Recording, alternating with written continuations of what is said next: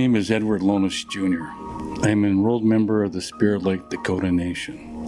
I currently serve as the chairman of the board at Diversity Foundation, Inc., a Minnesota nonprofit organization committed to bridging the cultural gap between and among all people. I am also a direct descendant of both Sioux Dakota chiefs, Waneta and his son, Waanatan, Little Charger, who once lived in called Rochester area in the southern Minnesota, their original homeland, up until the U.S. Dakota War of 1862. My ancestors were among those imprisoned at Fort Snelling and who were later forcibly exiled from Minnesota. Since 1995, Diversity Foundation's executive director, Lyle Rustad, and myself have helped organize and facilitate many intercultural reconciliation and outreach activities among our neighboring Great Plains Indian reservations, where many of my Dakota relatives continue to struggle and live under nearly third world conditions. While working to build support for economically deprived reservation communities, the Diversity Foundation has photographed and filmed extensively to illustrate both recent and historical experiences of Dakota, Lakota, Nakota people in the upper Midwest. In addition to reconciliation events, it has filmed many interviews among elders, veterans, and other tribal leaders and educators, including extensive reflections upon the lives and historical conditions of their people. Following are excerpts from some of these interviews.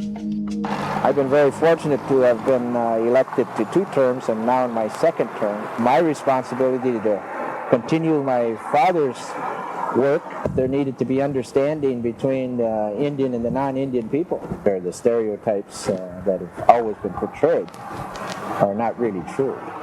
I thought it was important that Shakopee continue to be involved, and now we have the resources to be able to get out and support these kinds of groups that are fostering this understanding. So we stopped in Mankato restaurant down here, about 6 of us, and a group of kids come in.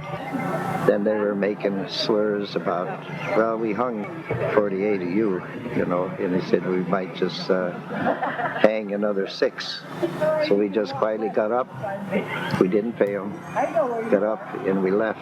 Then I figured that if we ever brought the powwow and get the white people to mix with the Indians and make these people realize that we're not uncivilized, still keep our own tradition going. And then I called Amos Owen, and didn't take him but 1 second to say, all right, well, I'll be there. We'll start our meetings right away, and I'll contact other leaders from the other tribes, and we'll get something going. And the 3 of us formed, the nucleus of it. And then Amos's wife, Ione, and his brother-in-law, Wally Wells, and Gertrude, his wife, Norman and Edith Crooks, Amos and Rose Crooks, Big Dave Larson, and Chief Wabasha and his wife Vernell composed the committee that we had. Amos and Rose, they were there, and they talked about their understanding of the culture and the understanding of the ceremonies, and they did both they were both traditional dancers. I think it's been a great thing for that organization to start those powwows down here and bring people back. As I look back on it now, was a committee of dedicated people who never debated anything, never argued. They just came up with ideas and they worked out their thoughts, the ideas they had into action. And it was just a pleasure working with them. And that's one reason why I come back to this land when I come out of service. And I applied for this land when I married her, where we're living at now, where Mystic Lake is. That land belonged to me, 40 acres. Oh, really? Yeah. Mm-hmm. So with that 40 acres, I figured... So you were the beginning of the reservation? Yeah. We were the first ones on there. We were the first ones that... Really we're the first ones that started the reservation. There's only 5 of us. And, what year was that then that you bought 54. Yeah. My thing I wanted to do is bring all these people, all my brothers and sisters, back. That 40 acres was just the prime thing. We have to be able to interact and understand each other to go forward, and that's, I think, the legacy that my folks and Amos Owens and them is coming true. My name is Robert Bone. I am from the Dakota Nation of Sioux Valley, Manitoba, Canada. A member of the Flanders Santee Sioux tribe, but I do not speak Dakota. I speak Lakota. My name is Rick Thomas. Indian name is Tatonkamani, which is a walking buffalo, which was a war chief after the 1862 Minnesota uprising. Lyle Rustad came to us, to the city, about 10 years ago.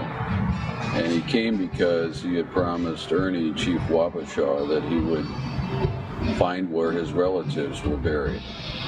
And Lyle went down to the mayor. The mayor sent him to me in City Hall.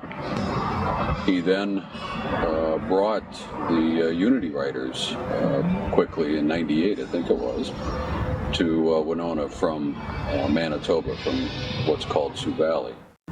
Big Eagle. I'm from the Crow Creek Sioux Indian Reservation in South Dakota. I'm a descendant of, great descendant of Chief Big Eagle. My name's Rod Steiner, and I'm enrolled at the Santee Sioux Nation of Nebraska.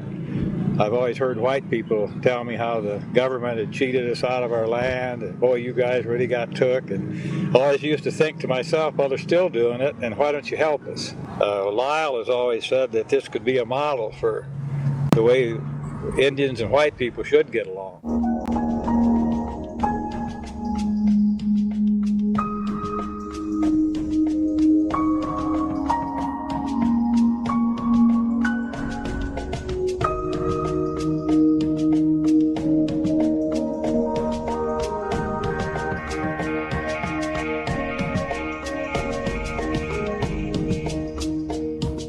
Back in history, there's our grandfathers were in jail together, so we've had that tie, and so it's been good to meet them, and they're just really good people. Well, thank you. Appreciate that. That's sort of a Kodak moment. This was my chief, and I see some descendants of other chiefs that are here, Little Crow and descendants of Red Wing, and I think Hushasha and Big Eagles. So our chiefs are still around, some of the descendants, and I think we're the only that has a hereditary chief that went from father to son. The Wabasha are the only ones left in this capacity, and we're sure proud of that. And I want to talk about some of the things that our women went through here that really, really suffered here. The first contact with the white men and how they dealt with us on the land and everything that they did to us and tried to help us, and then reneged on some of the things, and it showed what the Indian policy was to our particular tribe. And one thing, there was just a few lines in there about Crow Creek. They said, well, when the women got up here, they were picking the half-digested grain out of the horse manure to make soup. And then it said that many respectable women turned to prostitution to support their families. And all of us here, a lot of us here came from those women probably, that suffered here. And that's why when we put this monument up, and I'd read that way before we ever thought about this monument. And when I thought about what our women went through here, and then I thought about my Dakota grandmothers and all that, I counted 16 Dakota women that I was raised around at Santee. My great-grandmother, my grandmother, my great-aunts, and all my mother's siblings, cousins, that helped raise me. All the love they showed me. And they were strong, resourceful women. And I thought, well, I think that came from here. When you go through something like that up here, you pass that on to your children.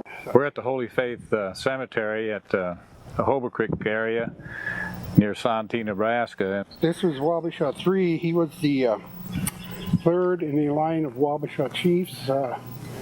He was chief during the Minnesota uprising of Dakota Indians in Minnesota in 1862. That's our homeland, Minnesota. And it was a short war, and after it was over, all the Dakota were banished from the state of Minnesota, and First, they were kept that first year at Fort Snelling in St. Paul, and then the next year they were shipped by boat down to St. Louis and then up the Missouri River to Crow Creek, South Dakota. But it was such a barren and harsh land that about half of the tribe died. The people coming up to me and shaking my hand, they called me a chief. They said, they would ask me who my parents were, and I'd tell them, and they'd say, well, you're our chief, and shake hands. They were going to bury a Indian kid out there and that got killed in the war, and I don't remember which tribe he was, but either Omaha or Winnebago. All the Indians started coming to the funeral, and they stopped the funeral. What we call a reservation town is a town next to a reservation. You always have prejudice there. I don't care. They can say they don't, but it's there. Historically, there's never been a president of the United States who spoke well of Indians.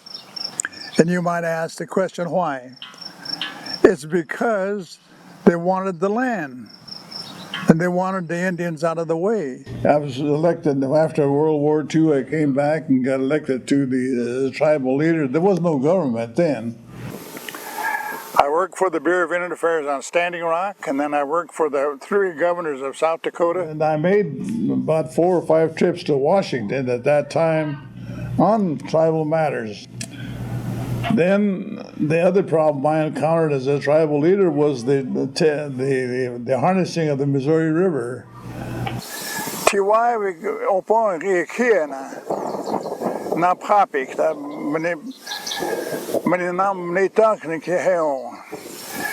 At one time, all of this land was ours. In 1943, when I was still in the service, the Corps of Engineers and the Bureau of Indian Affairs went before Congress and told them what they were going to do. They were going to harness the Missouri River to generate power and irrigation and control flooding and all that stuff, you know.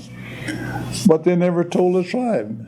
Cindy, I know she's a doctor and she carries an important role. She prefers that, and that's really cool because in a way, you know, that's the humility that we have as humans, you know, so Cindy here will help. Many people want to understand, and so then how do you help them understand the context of the evolution of how this country was settled? Minnesota was Dakota country. Our heart, our soul belongs to our original homeland. My name is Red Olson here at Fort Thompson, South Dakota. We're currently at the Episcopal Cemetery here at Fort Thompson. I'm Wes Peterson. I'm from Rochester, Minnesota. I'm a member of Trinity Presbyterian Church in Rochester. My name is Terry Quilt. I'm a Lower Blue Sioux Indian. A group from Rochester is here with us today, and they come every summer, you know, once a month during the summer months to help us restore some of the broken down monuments and to take care of the cemetery as it was neglected for years and years. I guess the person that really got it started was Lyle Rustad, if you guys know him. So well, he asked if this was possible. I said, yes, it is. And who would want to come to Fort Thompson and do something like that?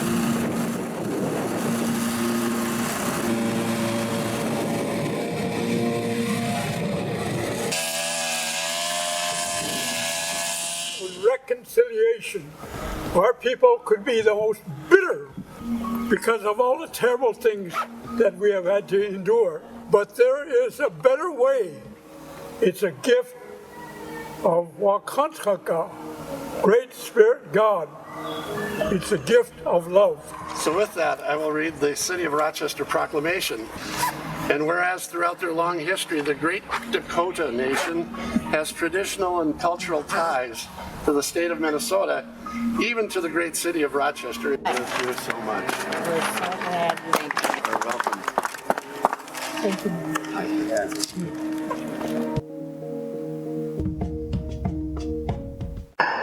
And I want to mention the fact the women played a key role in the World War II effort. Not long ago, about a month ago, there was a woman by the name of Mildred. She lives in Edgemont, South Dakota, who was a WASP. That's a Women Air Service pilot. She went through all the training as a regular pilot to be a WASP. And I remember them as a Air Corps man that they transported planes across the country to the active flyers. And she will be receiving a gold medal of honor. When you first met Marcella, you were in, what was the name of the group? The Niowa. NIWA is North American Indian Women's Association. And she, I guess, was at Cheyenne River? Right. They talked about a lady from the Cheyenne River, Marcella LeBeau. And she was recognized by the country of France. My Lakota name was Pretty Rainbow Woman. I had one of the greatest honors and privileges of my life to serve as an Army nurse during World War II. We took care of patients from D-Day. Then later we went to Liège, Belgium, where we took care of patients from the 3 campaigns. And the reason why they picked to be code talkers during the war, because all 567 Indian tribes spoke a different language. The enemy captured one, and they tried to torture him to give the secrets out about what they were saying on different missions. They couldn't, he said, yeah, I don't understand that, well. I am 100% Indian. I can read and write the Lakota language. The general said, okay, then you're going to be my radio operator. And I'm just a young kid. Yes, we're called Dakota, meaning friend or ally. We came here to this area 150 years ago. My own grandfather told me many stories about our people when I was young, but some of our memories are hard to speak of. My great-grandfather's brother was among the 38 who died at the place called Makato, or Blue Earth, back in Minnesota. I'm what they call a spiritual leader. I lead in prayer, lead in different ceremonies. I help with the ceremonies and also with the teepees and all. Everything that is here that you see, that's our way of life. To the dedication of this fountain, Joanne Bird and her husband Gordon. Joanne is an artist and a sculptor, and is responsible for what you see standing there. My name is Roger Trudell of the Domston. I'm the chairman of the Santee Nation, and I'm quite honored to speak on behalf of Ernest Wabasha, his family. We are the direct descendants of those individuals that were imprisoned and removed from the state of Minnesota. Oh, gosh. It's an honor to know you all. What a thing. Smile, Marcia. Okay. Okay. Yeah. All right.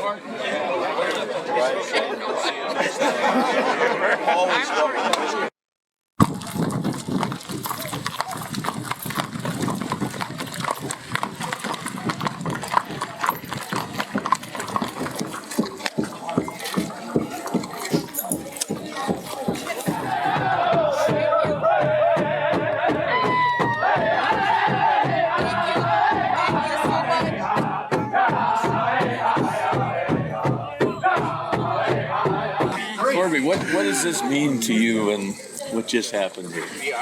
We're home. Yeah. We're home. When we do something like this, it has meaning to it. It has cultural meaning to it. It has spiritual meaning to it. To be able to run with the horses, walk with the horses, and as humans, the two-legged and the four-legged, together you got a strong spiritual entity. From our governor. August 17th, 1862 marked a terrible period in Minnesota's history. I call for today the 150th anniversary of August 17th, 1862 to be a day of remembrance and reconciliation in Minnesota. I ask everyone to remember that dark past, to recognize its continuing harm in the present, and to resolve that we will not let it poison our future. To honor the American soldiers, Dakota people, and settlers who lost their lives in that war, I order that all state flags shall be flown at half-staff from sunrise to sunset. And I urge everyone participating in the events commemorating this 150th anniversary to practice not only remembrance, but also reconciliation. Governor Mark Dayton, Governor of Minnesota. It was my story. It was your story. It was everybody's story that's standing where they are right now. 150 years, this is where we are. How did we get here? We all can read the history books, hear the stories, but we all have our stories. What got us here? What's going to get us back here in another 150 years? My Dakota name is Two Arrows. My Christian name is Peter Lenkeek, and I am the staff keeper of the Sacred Eagle staff, the 38+2 staff, and this is my 3rd year.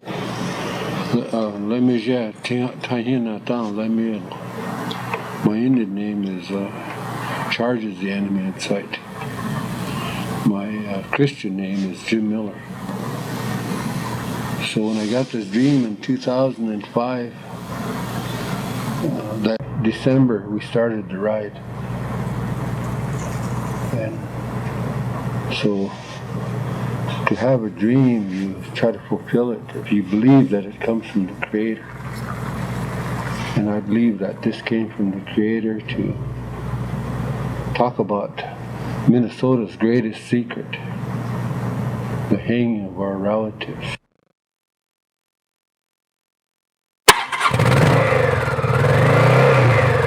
Our ancestral lands are mainly around Minnesota area, and so knowing a little bit of that history that took place back in the 1860s and so forth, we came up with the idea for a ride to remember our people.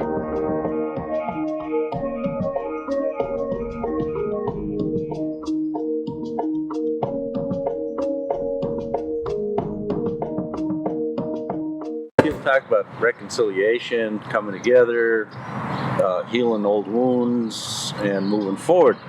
And as far as what I've seen at Winona, man, great. Keep it up. It's beautiful.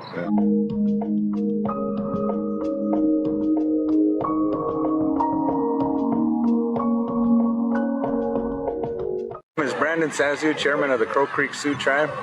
Today we got the Diversity Foundation here. We got Ed in the red hat over here, who's the chairman of the Diversity Foundation. Earlier, they dropped off a lot of mattresses. And in the past, the Diversity Foundation is so fortunate to do the Toys for Tots drive during a blizzard. I mean, that's something. I was here during a blizzard, man. Lyle drove miles through a blizzard.